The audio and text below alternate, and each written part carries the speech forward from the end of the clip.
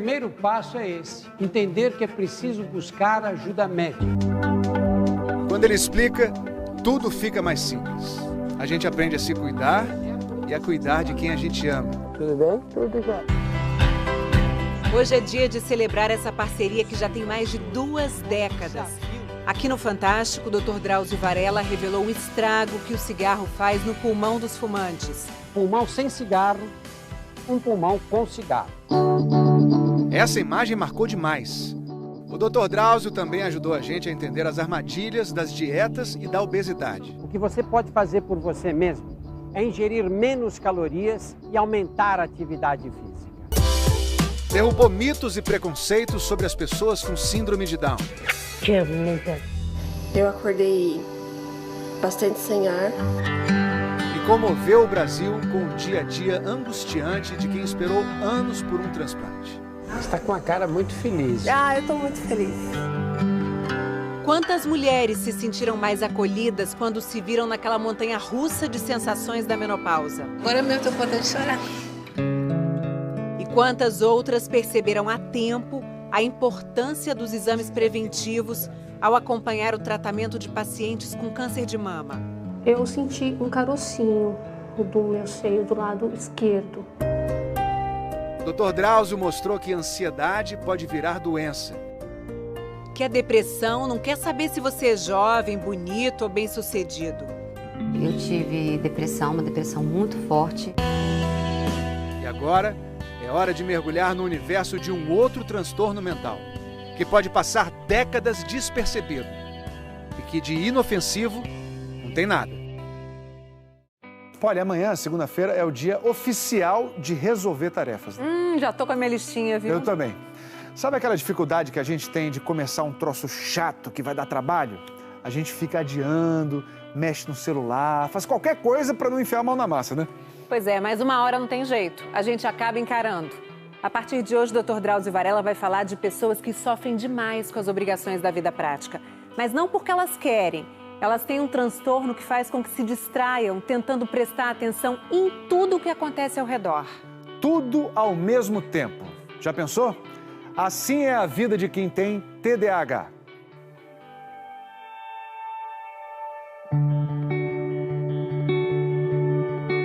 Parece desleixo. Como pode uma casa estar sempre bagunçada? Às vezes as coisas ficam espalhadas no chão, porque a gente deixou um monte de coisa cair no chão e a gente não percebeu. Esquecer uma data importante, falta de amor ou pouco caso. Aniversário, não tem jeito de lembrar. Aniversário de casamento? Ele lembra do seu aniversário? Raramente. Alguns vão dizer que é irresponsabilidade. O meu problema maior é com essa questão de prazos e datas.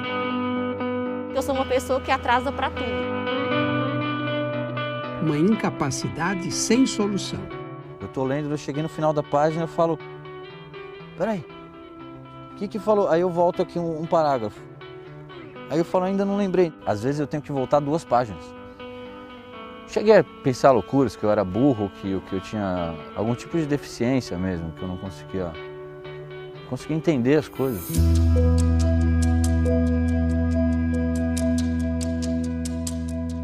Imagine passar a vida sendo julgado pelos outros e por você mesmo como alguém que não consegue cumprir tarefas triviais no tempo certo. A autoestima vai para o chão.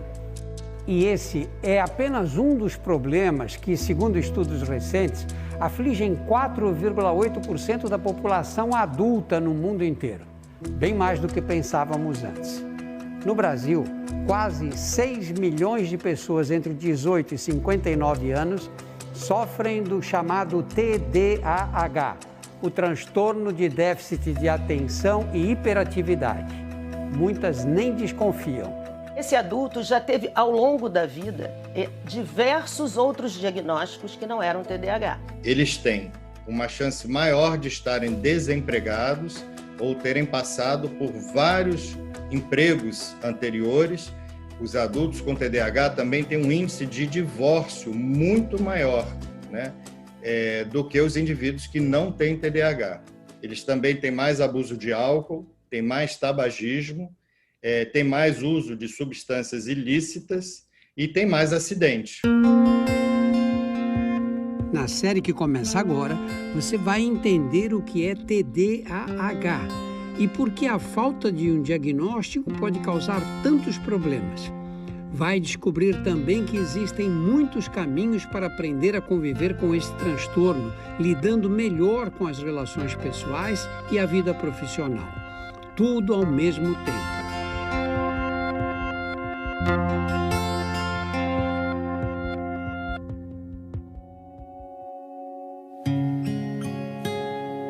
Esse aqui é o Max, no momento mais feliz do dia, a saída da escola.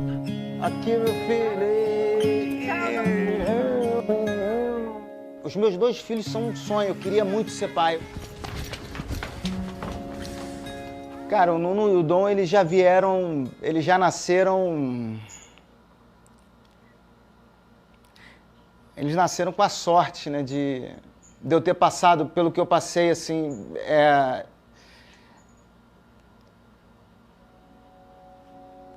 É muito bom saber que qualquer problema que eles tenham de psicológico ou psiquiátrico, eles não vão sofrer o que eu sofria. A promessa é de quem se sentiu injustiçado na infância. Muita crueldade na escola, uma professora pegar uma criança com déficit de atenção e, tipo assim, e castigar ela por conta daquele comportamento que ela nem sabe, cara.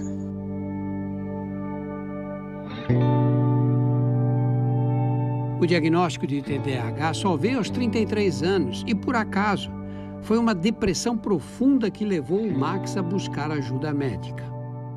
Muito frequentemente, Drauzio, o que acontece é que o adulto procura tratamento porque ele está com depressão, está abusando de álcool, ou então já está no 3º casamento e o outro casamento também não está dando certo. Casei umas 3 vezes antes de ter os meus 2 filhos do meu último casamento. Cara, dava certo até um certo ponto. Depois não dava. Como é uma coisa crônica, ela vai se aprofundando, né? E vai chegando num ponto que você perde o controle, né? Ele procura ajuda por um monte de problemas e quando o médico investiga mais detalhadamente o histórico dele, descobre que o indivíduo é portador de TDAH. É fácil imaginar crianças com o transtorno de déficit de atenção e hiperatividade. Nós ainda vamos falar muito delas. É aquela menina ou menino que não para, parece que tem o bicho carpinteiro, ou então vive no mundo da lua. O TDAH atinge cerca de 5% de todas as crianças. E uma pesquisa divulgada agora em agosto revela que na imensa maioria dos casos o transtorno persiste na vida adulta em maior ou menor grau. Nesse estudo, 570 crianças foram acompanhadas com TDAH dos 10 até os 25 anos, sendo avaliadas extensamente a cada 2 anos. E o que se viu, Drauzio, nesse estudo? Que a permanência do diagnóstico foi de 90%. Apenas 10% das crianças tiveram uma remissão total dos sintomas, ou remissão definida como ausência de sintomas significativos e ausência de prejuízo em pelo menos 2 avaliações consecutivas. Muitas vezes os sintomas do TDAH, Drauzio, eles são confundidos com traços de personalidade. Então, coisas do tipo, se importasse comigo, se me desse valor, não teria esquecido o meu aniversário, ou a data do aniversário do nosso casamento, né? Na verdade, a pessoa é esquecida mesmo, por um monte de coisas, não só para isso. É como se a cola que fixa os lembretes mentais estivesse fraca. Nem os eventos recentes escapam. Se você me perguntar o que você comeu no almoço, eu não lembro. Eu tenho que parar agora, pensar, e ainda assim eu vou ficar na dúvida, porque eu não sei se foi de hoje ou de ontem. Essa distração excessiva acontece por um desequilíbrio químico. Dentro do cérebro, nós temos cerca de 100 bilhões de neurônios que se conectam entre si e formam redes complexas, para que a gente consiga, por exemplo, enxergar, falar e executar uma infinidade de ações. As informações atravessam esse espaçozinho entre um neurônio e outro, que a gente chama de sinapse, com a ajuda de substâncias químicas chamadas de neurotransmissores, os mensageiros. Nas pessoas que têm TDAH, 2 neurotransmissores importantes, a dopamina e a noradrenalina, não desempenham direito essa função em algumas regiões do cérebro, principalmente numa área importantíssima que é o lobo frontal, a nossa central de comandos. Com isso, o lobo frontal não consegue enviar as suas mensagens para o resto do corpo. Fica muito difícil se concentrar, isso é, prestar atenção naquilo que a gente precisa prestar atenção, controlar o nosso comportamento. Também ficam prejudicadas as capacidades de planejar, organizar, administrar prazos, cumprir tarefas até o fim e controlar impulsos ou pensamentos invasivos, às vezes irrelevantes. É como se eu tivesse uma orquestra e tivesse um maestro. E o maestro não está funcionando muito bem, então fica aquela confusão, os instrumentos musicais ao mesmo tempo. Drauzio, é assim, eu tô aqui no quarto, preciso fazer um negócio na cozinha. O tempo de eu chegar na cozinha, já era. Eu chego na cozinha e falo... O que eu vim fazer aqui? Às vezes eu tenho que voltar ao caminho para pegar o pensamento. Será que você conhece alguém com TDAH?